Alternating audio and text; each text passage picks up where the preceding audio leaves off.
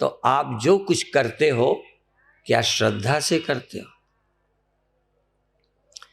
भगवान कृष्ण का ये श्लोक याद रखना जो कल्याण चाहते हो। अश्रद्धया हुतम स्वाहा स्वाहा, अश्रद्धया हुतम अश्रद्धया दत्तम, दान दिया, नमस्कार किया, दान दिया, प्रणाम दिया, वो भी तो नमस्कार भी तो दिया, प्यार दिया, सम्मान दिया। अश्रद्धया हुतम दत्तम तपस्तप्तम, नंगे रहे, धूप में रहे, बड़ी मेहनत की।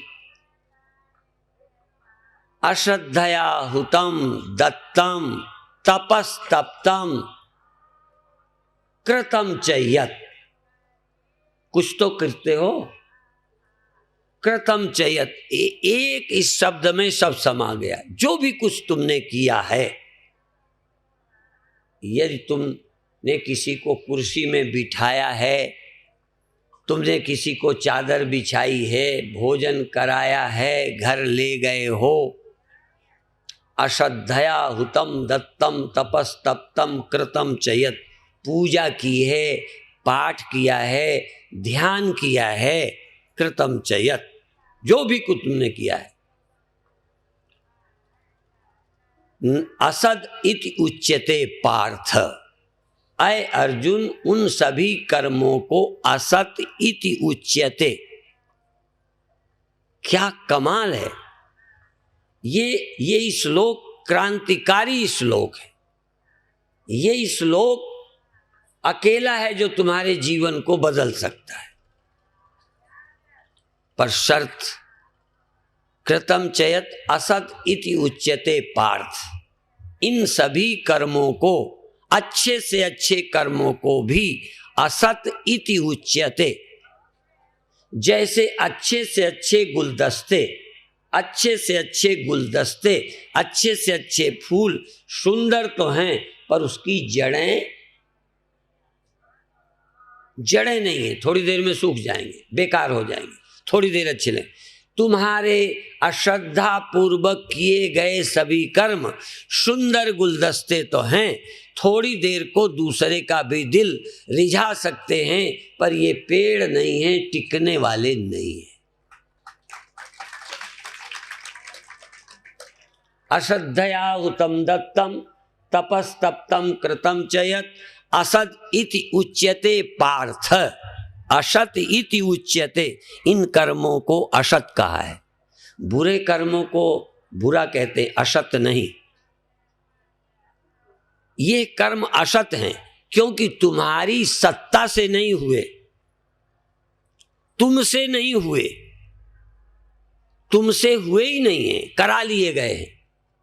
ऐसा जाल बिछाया गया है कि तुम करने को तो मजबूर हो गए, पर तुम्हारे दिल से प्रार्थना नहीं हुई, तुम्हारे दिल से हाथ नहीं जुड़ा, तुम्हारे दिल से यज्ञ नहीं हुआ, तुम्हारे दिल से दान नहीं हुआ, तुमने दिल से पूजा नहीं की, तुमने दिल से प्रार्थना नहीं की। असद इति उच्यते पार्थ। इसलिए इन सभी अच्छे कर्मों को, इसमें एक भी बुरा नहीं है, इसीलिए भगवान कृष्ण कहते हैं इतने अच्छे कर्मों को भी असत इति उच्यते, असत कहा गया है।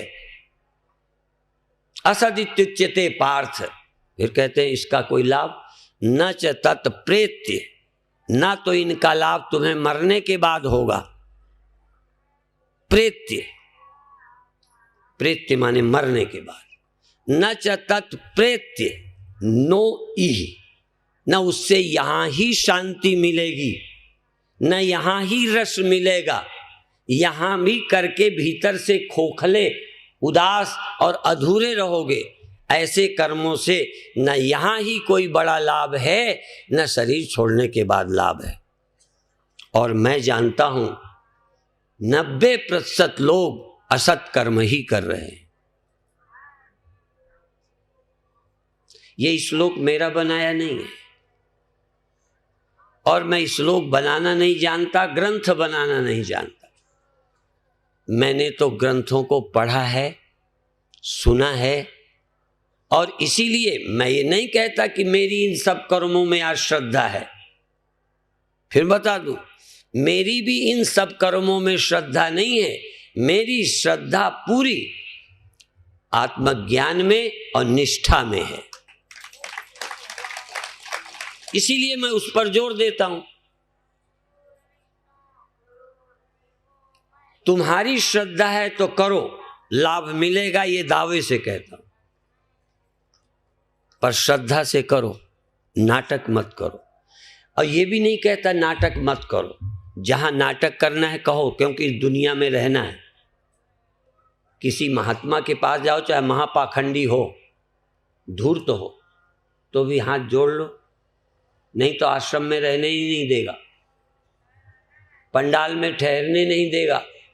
इसलिए श्रद्धा नहीं तो मैं नहीं कहता उनसे लड़ जाओ, श्रद्धा नहीं है तो साफ ना कर दो, ये नहीं कहता, व्यवहार कुशल भी रहो, लेकिन उससे तुम्हारा व्यवहारिक लाभ तो होगा, पंडाल में रहने को मिल जाएगा, पर उससे तुम्हें मुक्ति और बहुत बड़ा पुण्य मिलने वाला नहीं है। इसलिए यदि आप शांति चाहते हो, मुक्ति चाहते हो, तो सत्कर्म करो। सत्कर्म, अच्छा कर्म भी यदि दिल से हो तो सत्कर्म, अच्छा कर्म यदि दिल से ना हो तो असत कर्म। ये मेरी परिभाषा नहीं है, ये भगवान कृष्ण की परिभाषा है। मैं तो सिर्फ व्याख्याता हूं, अनुवादक हूं, ट्रांसलेटर हूं, उनकी भावना को व्यक्त करता हूं। अब आप देखो, कभी आपने प्रेम से गंगा श्रद्धा से नहाया? कभी देखो भगवान मान के पूजा की? जिसकी पूजा की वो आपके भगवान थे, जिनके पैर छुए वो महान थे, जिनसे मंत्र लिया उनको क्या मानते हो? जिनसे सुनने आए हो ये तुम्हारे क्या लगते हैं?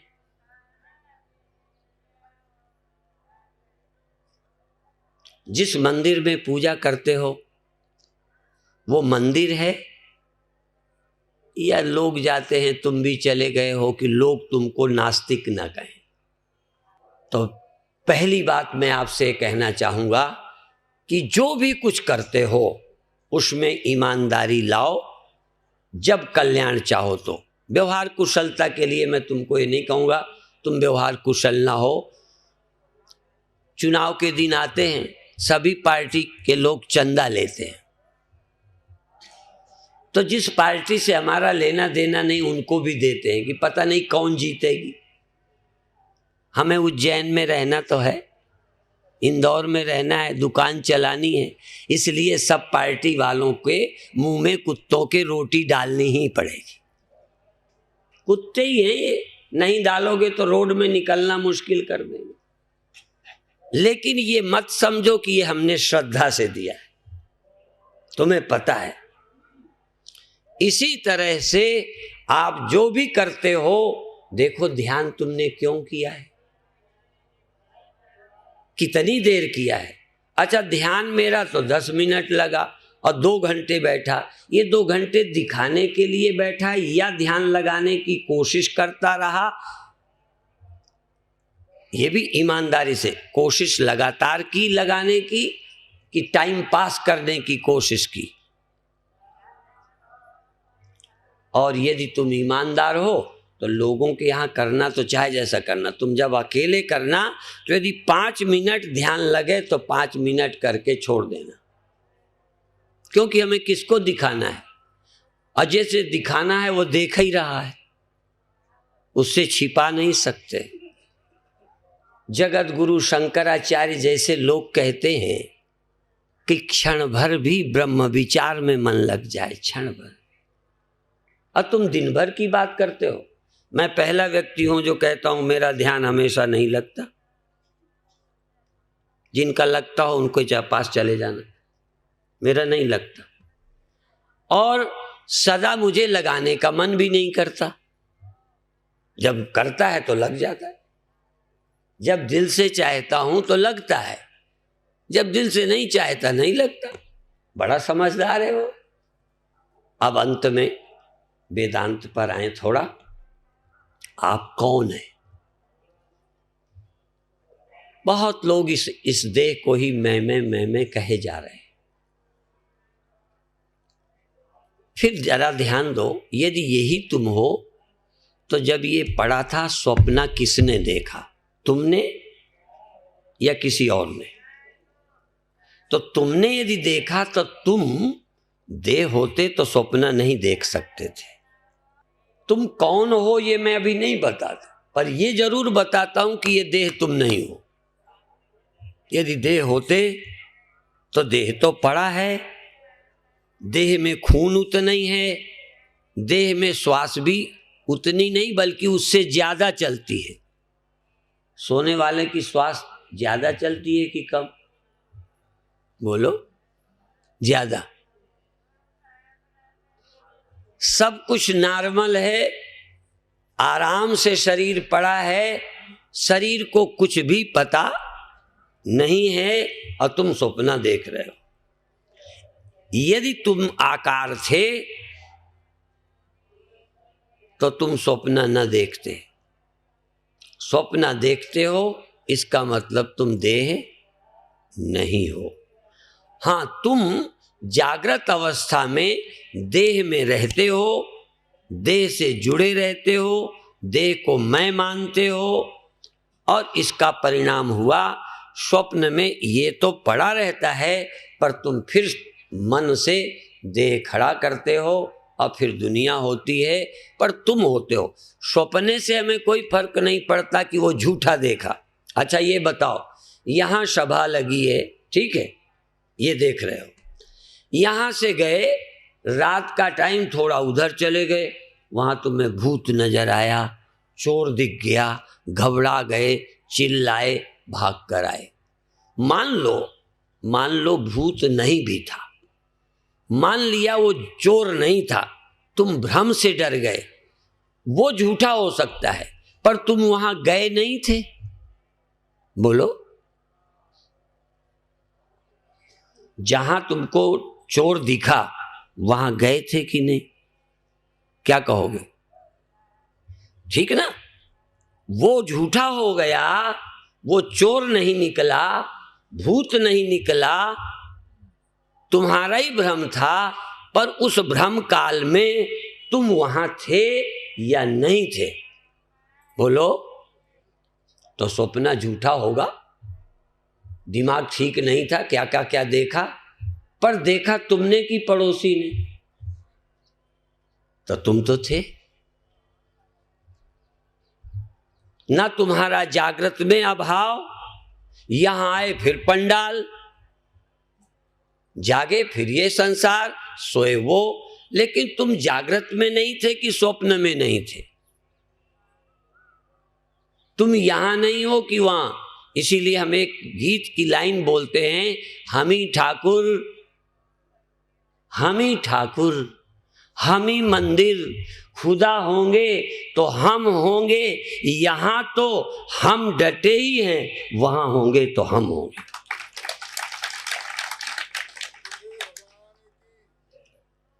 यहां हम हैं, वहां हम। जहां होगे तुम होगे। नरक में होगे तो तुम ना होगे, तुम्हारे बिना नरक हो जाएगा, तुम्हारे बिना स्वर्ग होगा। मान लो होगा तो तुम्हारे बिना तुम्हें स्वर्ग का पता चलेगा, तुम्हारे बिना मुक्ति, तुम ना होगे तो मुक्ति होगी किसकी? भगवान की होगी। बेचारा भगवान बंधा है, मुक्ति में भगवान मुक्त होगा कि तुम? समाधि में अभी तो तुम हो, समाधि होगी, यदि कभी होगी तो समाधि किसकी होगी? समाधि में कौन होगा? और जब जाएगी तो समाधि जाएगी कि तुम मर जाओगे? जागृत मरा, स्वप्न मरे, नींद मरी, और समाधि भी होगी तो भी मरेगी। सिर्फ न मरने वाले यदि कोई हो तो वो तुम ही हो, वह शिव जो समाधि भी छोड़ देते हैं। शंकर 16 सम्मत सहस्रतासी तजी समाधि शंभु अविनाश। शंभु ने समाधि छोड़ दी या शंभु को समाधि ने छोड़ दिया, भगवान जाने। तुमको नींद छोड़ती है कि तुम नींद छोड़ते हो? तुम स्वप्न छोड़ते हो या स्वप्न छूट जाते हैं? जागृत आ जाती है, हाँ, अज्ञानवश होते तो सब अपने आप हैं, पर तुम चुनाव करते रहते हो, जागृत रहनी चाहिए, स्वप्न क्यों चले गए, नींद देर तक रहनी थी, जल्दी क्यों चली गई, जवानी रहनी चाहिए थी, सुंदरता रहनी चाहिए थी, जवानी चली क्यों गई। बस ये चुनाव जो तुम कर रहे हो, यही तुम्हारी मूर्खता है।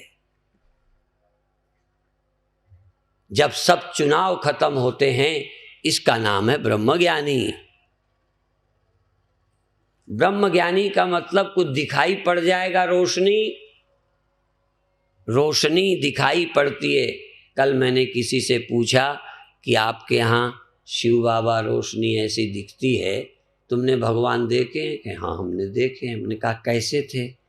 तो ये हम 40 वर्ष से ये कर रहे, हमारी देश में इतनी संस्थाएं हैं, हमने ये किया। हमने कहा हम ये तो नहीं पूछते, हम पूछते भगवान कैसा था जो तुमने देखा। जवाब नहीं। तुमने यदि भगवान देखा तो मुझे बताओ, और जिसने देखा वो मुझे बताए, मैं अभी उसकी खटिया खड़ी करता हूं। यदि देखा तो स्वप्नों से ज्यादा नहीं है, यदि देखा तो स्वप्न है, और नहीं देखा और है तो तुम हो। नहीं दिखा और है तो वो तुम हो बिना दिखे, और दिखा तो स्वप्न है, और इसके अलावा भगवान है तो कल्पना है या स्वप्न है या झूठी सोच है।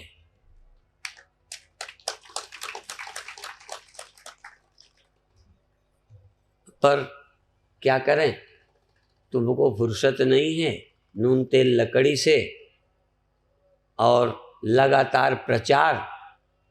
एक आकाश में रहने वाले, चौथे या सातवें में रहने वाले भगवान, या और कहीं भारतों ने भी बहुत जगह, कहीं क्षीर सागर में रहते हैं, पता नहीं कहाँ कहाँ रहते हैं।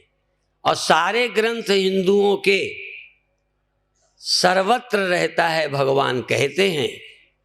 एक भी शायद हिंदू नहीं मिले जो जरा भी ग्रंथ पढ़ता है कि सब में, यहाँ तक सिया राम भी रहते हैं। तो कहाँ रहते हैं? अयोध्या में। कहाँ रहते हैं? सिया राम मैं सब जग जानी। तुम्हारे सब ग्रंथ कहते हैं कि वो सर्वाधिष्ठान है, उसमें जगत रहता है। यदि राम भी ब्रह्म हैं तो राम, यदि केवल आदमी होते, हाँ आदमी भी हैं, पर केवल आदमी होते तो ब्रह्म नहीं हो सकते। वो ब्रह्म हैं, इसलिए जीव भी हैं, वो देह भी हैं, पुत्र भी हैं, क्यों नहीं है? जो सत्य है वो सब कुछ है। आत्मा ही वेदम सर्वम, आत्मा एव इदम सर्वम, ये सब आत्मा ही है। लेकिन ये बात सबने सुनी है, सुनते उनके बूढ़े हो गए। सिया राम में सब जग जानी, आपने तो सिया राम में सब जग जाना है ना? जाना सिया राम। जैसे मिट्टी से बने हुए सभी बर्तन मृणमय, मृणमय, मिट्टी से बने सभी बर्तन मृणमय हैं, ऐसे ही चिन्मय चैतन्य जगत से हुआ संपूर्ण जगत चिन्मय है, चिन्मय, चिन्मय, और कुछ नहीं है। लेकिन अभी हमें मालूम नहीं पड़ता। पहले क्या करो, सजग चैतन्य देखो, आप उपस्थित न हो और आंख से दिख जाए। अकेली आंख, मिट्टी ना हो और बर्तन हो और पानी भर के दिखा दे, मिट्टी ना हो अकेला बर्तन। बर्तन स्वतंत्र है क्या? आंख स्वतंत्र है क्या? इसलिए दो वचन है। एक तो ये न तत्र चक्षुर गच्छति, वहां जहां वो है वहां आंख नहीं जाती। जहां मिट्टी होती है ना अकेली, वहां घड़ा नहीं जाता। वहां तक घड़ा नहीं जाता। कहां तक? जहां तक मिट्टी है। यहां है, एक ऐसी जगह है जहां वो तो है पर ये नहीं है। एक ऐसी जगह है जहां आंख नहीं जाती पर वो होता है। कान नहीं होते पर वो होता है। मन नहीं होता, न मनो गच्छति, वहां मन भी नहीं जाता। फिर वहां कौन? वो अकेले ही है। वहां और कोई साथ लेकर नहीं जाता। तुम भी ये बारात लेकर पत्नी के पास नहीं जाते हो। आप तो गए थे, बोलो, पत्नी सब बारात लेके गई थी तुम्हारे पास। तो वहां तो चलो पति है, पत्नी गई, या पति है, पत्नी गई और सबको छोड़ गई। यहां तुम जाते जाते मैं को भी लेके नहीं जा सकते। ये मैं भी यहीं रह जाएगी। जब मैं वहां जाऊंगा तब ये न कह सकूंगा कि वो मुझे मिला। अहंकार भी नहीं रहता। हम मनुष्य हैं, ये तो बात झूठी ही है। हम मनुष्य हैं, हम इंद्रियां हैं, ये बात भी झूठी है। थोड़े दिन को हो, जैसे मिट्टी कहे मैं घड़ा हूं, बिल्कुल ठीक है, गलत तो नहीं बोली। पर हम कहेंगे तुम सदा घड़ा रहोगे, क्या उत्तर मिलेगा? बोलो। तो यदि घड़ा ही हो तो घड़ा न रहने पर तुम्हें मर जाना चाहिए, पर तुम मरे नहीं। इसका मतलब तुम घड़ा नहीं हो, नहीं तो मर जाते। हम इंद्रियां होते तो बिना इंद्रियों के ना होते। हम शरीर होते तो बिना शरीर के ना होते। हम मन होते तो बिना मन के हम ना होते। और यदि एक दिन तुम बिना इंद्रियों के, बिना मन के और बिना दिमाग के हो जाओ तो तुम समझ गए तुम परमात्मा हो। क्योंकि इन सब के बिना जो रहता है उसका नाम परमात्मा है। परमात्मा कोई आदमी नहीं है। और तुम भी यदि मुझे या अपने को परमात्मा इसे समझते हो तो इससे ज्यादा दुनिया में भोंदू आदमी कोई नहीं। भोंदू, ये परमात्मा है। अभी तक पड़ोसियों को उनको ये भगवान है, ये भगवान, अब ये गुरु भगवान, और कल तुम इसी धोंधे को कहोगे मैं भगवान। ये धोंधे को भगवान बोलते हैं। मेरे गुरुदेव कहते थे मिट्टी का पोंगड़ा पोंगड़ा पोंगड़ा, और कहते थे मलमूत्र का थैला। मलमूत्र, अस्पताल में जाओ थैली लटका देते हैं डॉक्टर लोग, उसी में गिरती रहती है, भरी रहती है। जिनकी ऐसे निकलने लगती है वो थैली लगानी पड़ती है, तो उनकी तो बनी निकलती है। तुम्हारे यहाँ तो ये मल बनता है, मूत्र बनता है। आप मल खाते हो, मूत्र पीते हो, मुरारजी हो क्या? अच्छा ये बताओ तुम खाते क्या हो और बनाते क्या हो? खाते हो भोजन और बना देते हो जो सुबह देखने लायक भी नहीं रहे। तो ये गुरुदेव कहते थे ये मलमूत्र का थैला है, थैला। अब मैं और कहना चाहूं, मलमूत्र बनाने का वर्क साफ है। भोजन लेकर गंदगी बना डालते हो। तुम ये हो। कई लोग कहते हैं वो गंदी नाली में नहीं रहता। ये गंदी नाली में नहीं रहता तो फिर मनुष्य देह में भी कभी नहीं रहता। फिर मनुष्य देह में नहीं, फिर इस देह में रहने वाले मन के स्मरण में भी नहीं रहता। इस मन से क्या? ये पंचभूतों का, सूक्ष्म अंश का बना हुआ इस मन का वो विषय नहीं है। मन का विषय नहीं है। और मन से जो आप खड़ा करते हो वो उपासना है।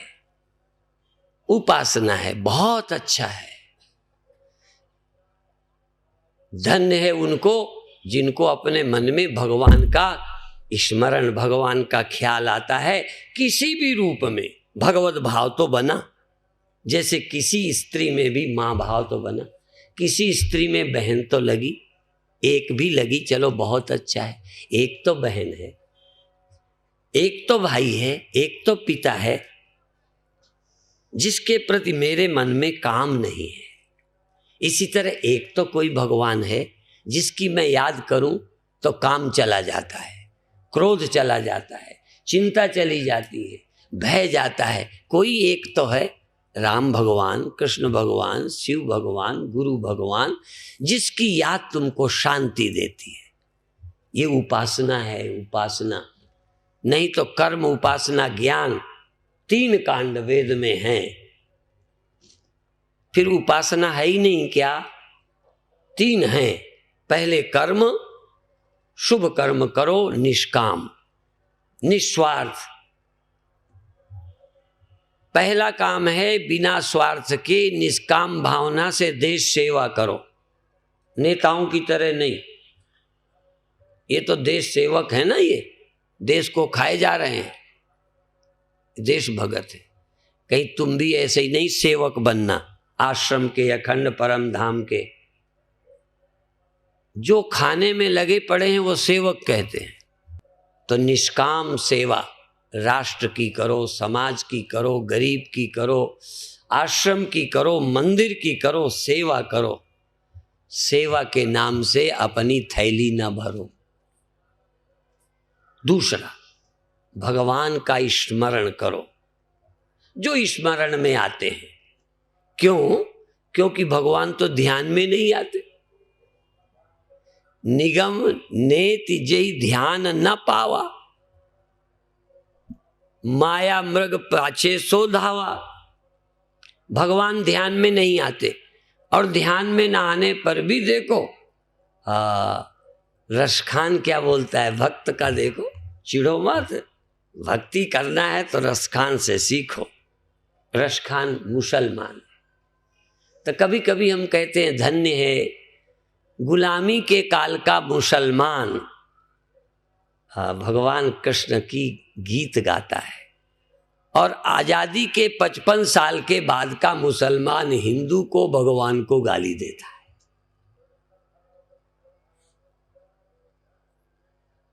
यह है विकास, यह है भारत की राजनीतियों की धूर्तता। और बड़े बड़े वेदांतियों को बोलता है ब्रह्ममय ढूंढो, हमारी कथा के विपरीत बोलता है, पर हम खुश हैं। क्यों खुश हैं? एक भाव तो रखता है। ब्रह्ममय ढूंढो पुराणन ध्यानन, वेद ऋचा सुने चौगुने चायन। ब्रह्ममय ढूंढो पुराणन ध्यानन, वेद ऋचा सुने चौगुने चायन। सो कहते देखो कतो, कहीं मुझे दिखाई नहीं पड़ा, कहीं मिला नहीं। जैसे कई लोग कहते हैं न मुझे भगवान ध्यान में, योगी नाम हृदय नच, योगियों के हृदय में भी मैं नहीं रहता हूं। योगियों के हृदय में नहीं रहता, बताओ। और न मैं पत्थर में रहता हूं, न काठ में रहता हूं, न मंदिर में हूं, न हृदय में हूं, न कहाँ हूं। ऐसा लगता है जैसे गायब ही कर दिया। फिर कहते कहाँ रहते हो भगवान? कहते मद भक्ता यत्र गायन्ति तत्र तिष्ठामि नारद। जहां मेरे भक्त मेरा गुणगान गाते हैं तहां रहता हूं।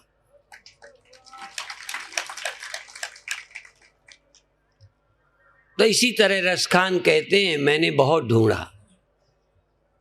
चलो न वेदांत पल्ले पड़ा होगा, पर कम से कम ईमानदार तो है। कहते मैंने ब्रह्म को ढूंढा, वेदों में, पुराणों में, ज्ञान में, ध्यान में, मुझे नहीं मिला। कहन कहाँ मिला?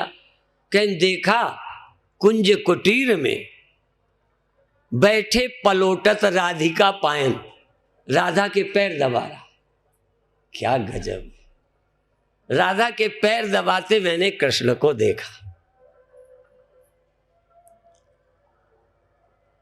आप देख सकते हो, कहीं पैर दबाते मिल जाए तो उन्हें भगवान देखोगे, कहोगे बदमाश है। रसखान को राधा के पैर दबाते, पैर पलोटत राधिका। अब पता नहीं राधिका पैर दबाती है या राधिका के वो दबाते हैं, सब कर सकते हैं। लीला पुरुषोत्तम सब कर सकते, ऐसे वो देख रहे हैं। तो आप यदि भगवान को देखना चाहो तो बहुत नज़र भारत ने दी है। भारत ने इतनी तरह की आंखें दी हैं कि तुम अच्छा राज्य करते देख लो, पवित्र प्रेम करते देख लो, सेवा करते देखो, रोटी उठाते कुत्ते में देखो। तुम्हारे पास बहुत आंखें हैं देखने की, पर एक आंख है निरपेक्ष, निषेध निषेध। यह मैं नहीं हूँ, यह मैं नहीं हूँ, ये ब्रह्म नहीं है, ये ब्रह्म नहीं हो सकता, ये नहीं रहने वाला है, ये नहीं रहने वाला है, ये सो जाने वाला है, ये क्षण भर का है। परमात्मा तो सदा रहता है। परिभाषा, सोने को कसने के लिए कसौटी लेके दे। ब्रह्म कौन है जो कुछ देर रहता है? बोलो। आत्मा कौन है जो सिर्फ जागृत में रहती है, नींद में नहीं? क्या है आत्मा? केवल जागृत में आत्मा है कि स्वप्न में भी है, नींद में भी है? अच्छा, जीने में है कि मरने में भी है? हाँ, आत्मा किसे कहते? खोजना है तो उसको खोजो। कही न सकोगे कि इस समय और यहां नहीं रहती, यहां नहीं रहती, इस समय नहीं रहती, उस समय होती है। सुबह सुबह जागना पैदा होता है, सांझ सो जाता है। जवानी पैदा होती है, चली जाती है। जन्म होता है, खो जाता है। स्वप्न आते हैं, चले जाते हैं। नींद होती है, चली जाती है। गुण आते जाते हैं।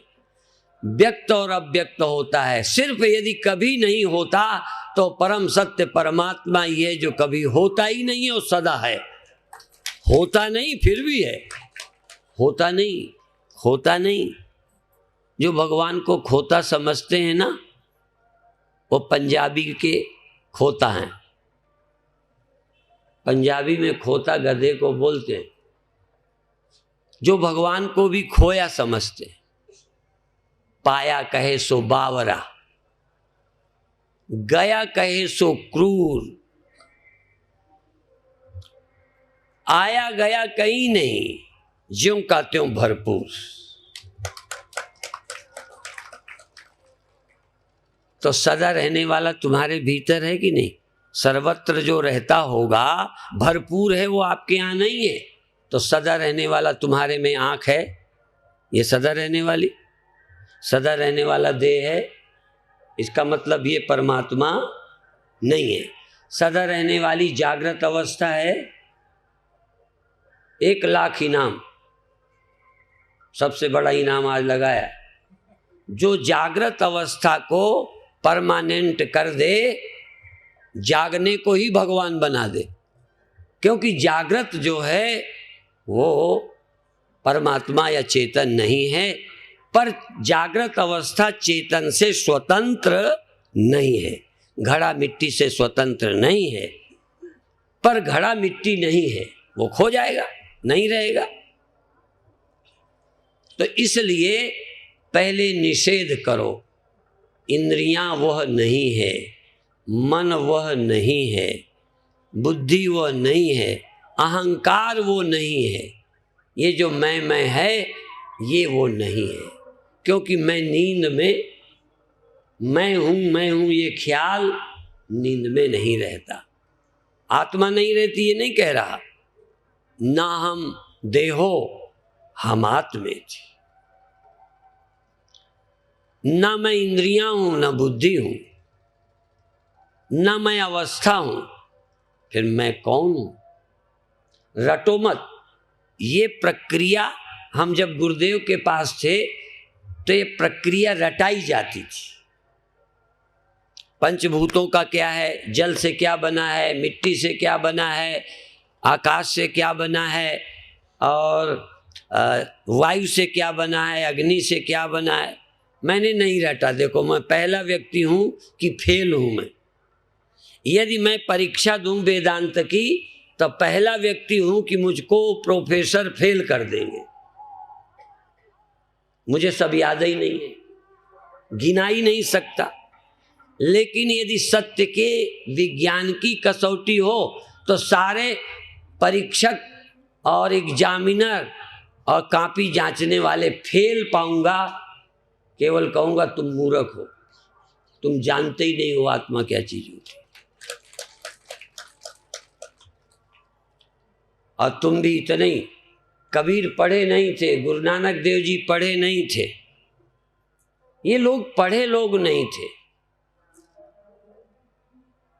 ये लोग जानकार थे, समझते थे रहस्य को।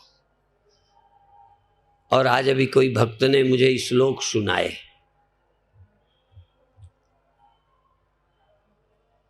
कि बहुत ग्रंथ पढ़े हैं और हम लोग भी जानते हैं। पंडितों के लिए कहा है, जैसे गधे के ऊपर चंदन लदा हो तो चंदन का आनंद, सोना लदा हो तो उसकी कीमत नहीं जानता, सिर्फ बोझ है। ऐसे ये शास्त्र पंडितों के लिए बोझ है, या यूं समझो इसका भी उन्हें फायदा है।